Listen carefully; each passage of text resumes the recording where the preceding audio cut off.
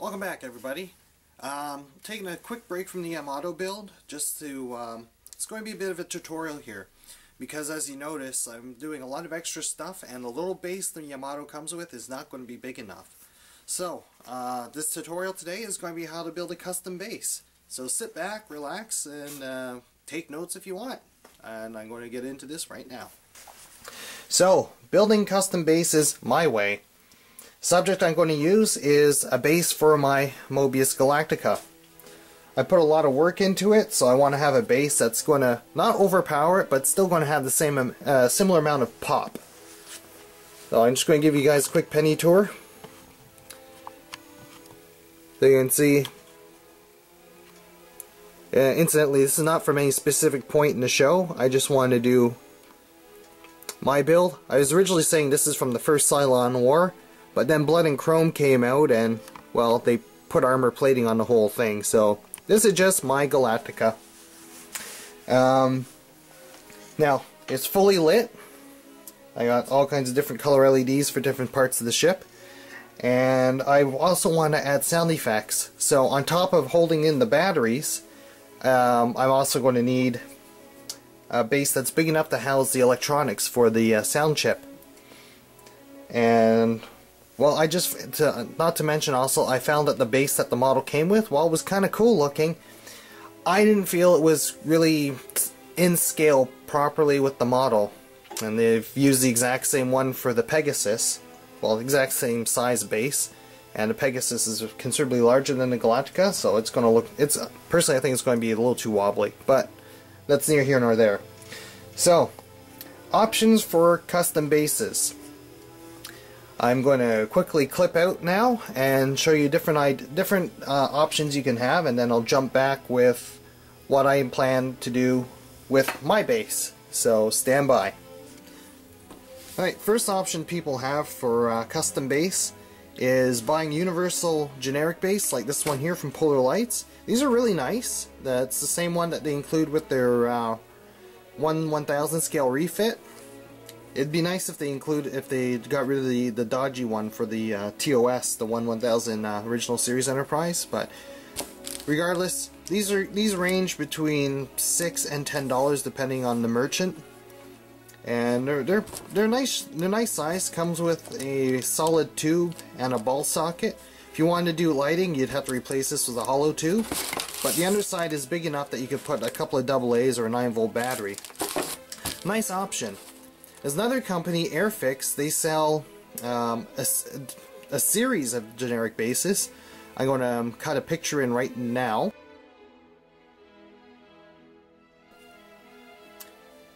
And apart from that, beyond that, your option would be to repurpose this stand.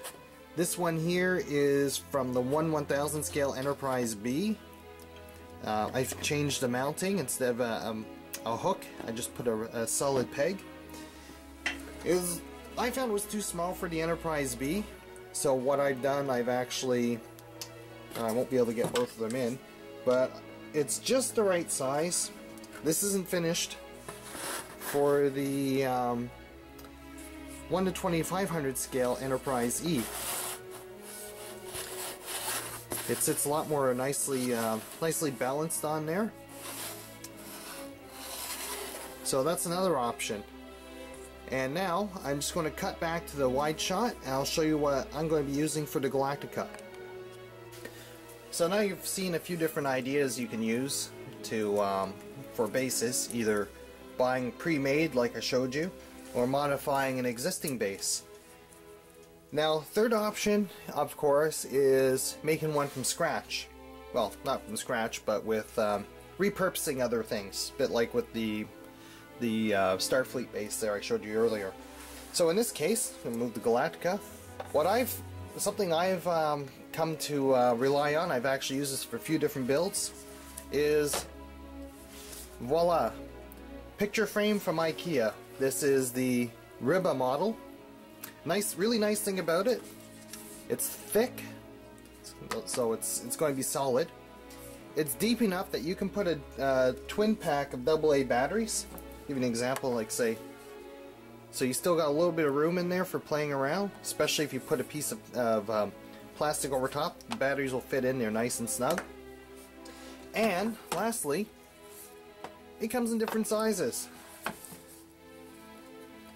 So you can either choose a base that more suits the size of your project, or you can stack them. Sky's the limit. All you need a little bit of creativity. So for this model, because of the batteries and the sound card I want to use, I'm going to be using this larger one, and this is 5 by 7 inches. I'm going to quickly cut out and show you a photograph of what I want to replicate. It's a wall communication panel on the show, and I'm going to show you a sketch that I drew based on that. Some things just need to be rearranged a bit. So stand by.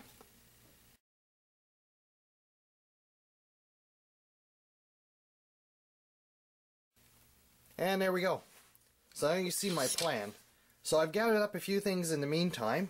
So here I've got a sheet. It's about 060. I didn't have any 060 styrene, so I ended up having to use a few sheets of 020. So that's going to be what the base is built off of. Now for the speaker grill, I sourced this at my local electronics shop. So I'll go right about there. The grab handles, I'm just going to use either heated styrene bent to shape or some coat hanger wire. And for the rest of it, just a little odds and ends. I mentioned the electronic circuit. Well, here it is.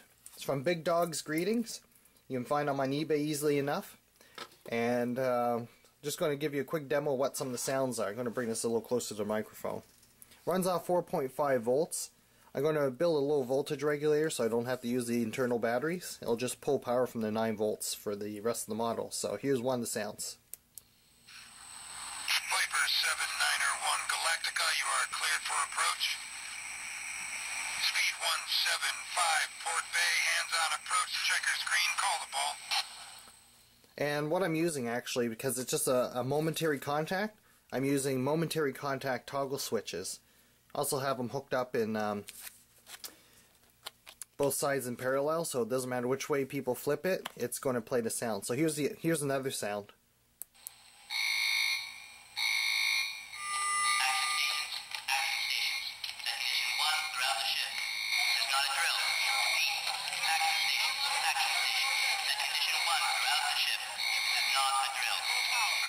It's pretty cool, huh? And it's this particular one here will can record up to 5 different sounds. I got a few others on here, but I'm not sure if I'm going to keep those particular sounds. Really easy to use. I did a review of these in the past. I'm going to redo it because I wasn't using the speaker they provided.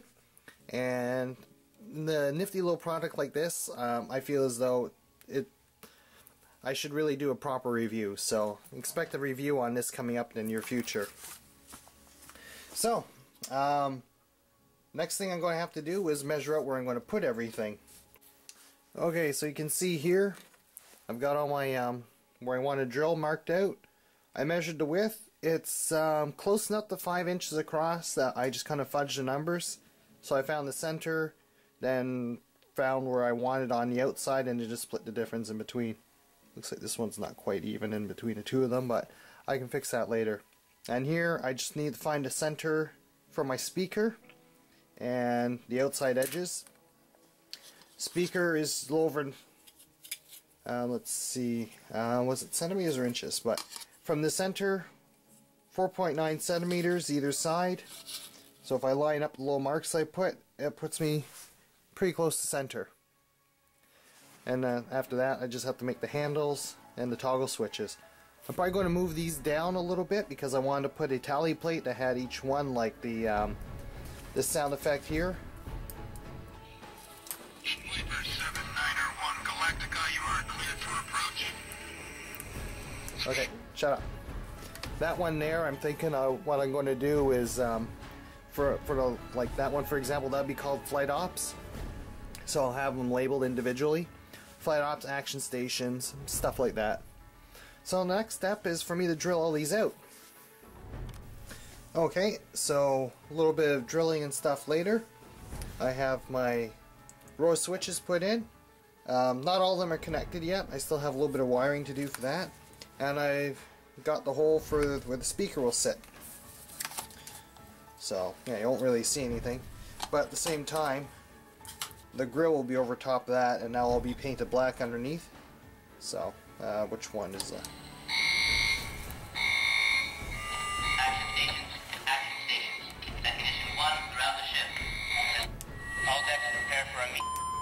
There we go. So, that's where we're at now. I'm going to end this video now. So this will be part 1 of the Great Display base build. Part 2, I'll carry on with this. I'll have the handles bent. Also, one thing I didn't cover is where the display stand is going to go on this thing here. I'll just quickly mention that it's because of where the plate here is sitting. The display stand is going to be sitting right on the edge.